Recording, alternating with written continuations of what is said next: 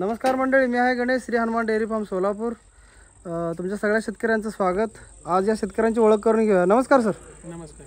कुठून आलात तुम्ही? आम्ही पंढरपूरनं आलो. अच्छा, किती एक म्हैस घेतली का? एक म्हैस घेतली. सर तुम्ही इथं कसं आलात, म्हणजे थोडं परिचय द्या. म्हणजे आम्हाला बाहेरून कळालं की काशेगावमध्ये बी एक जणांनी घेतलेली म्हैस होती. काशेगाव, मंगळवेढा, पाटोदा. हां, तुमच्या डेअरीचं माहिती मिळाली. अच्छा, नाव ऐकून तुम्ही आलता इथं? हां, नाव ऐकून आलो इथं. म्हणजे ह्याचं दूध वगैरे बघितलं तुम्ही? हां, दूध बघूनच घेतली. 8 लिटर दूध पिळाले. अच्छा, सेकंड टाइम रेडी आहे. 8 लिटर दूध मोजून दिले सरांना आणि ह्यांनी सुरुवात करतायत. सर, तुम्हाला हरियाणाच्या म्हशीपासून जे म्हणजे दूध व्यवसाय करण्यासाठी तुम्ही आलात इथं, म्हशीची निवड वगैरे आणि तिथला व्यवहार कसं वाटलं तुम्हाला? नाही, बरं वाटलं. ते चांगलं एकदम.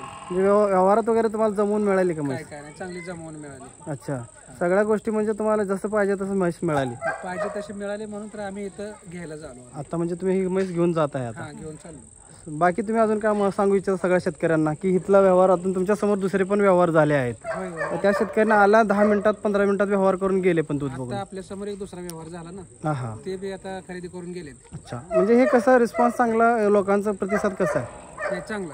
म्हणजे दूध बघणं म्हणा, इथलं दूध दाखवायची पद्धत? नाही, चांगलं. आयुष्य भेट घ्यावं. म्हणजे प्रत्येक शेतकऱ्याने एकदा ना एकदा भेट द्यावी.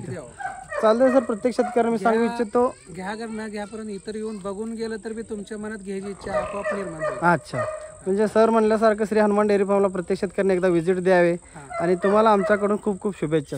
नमस्कार.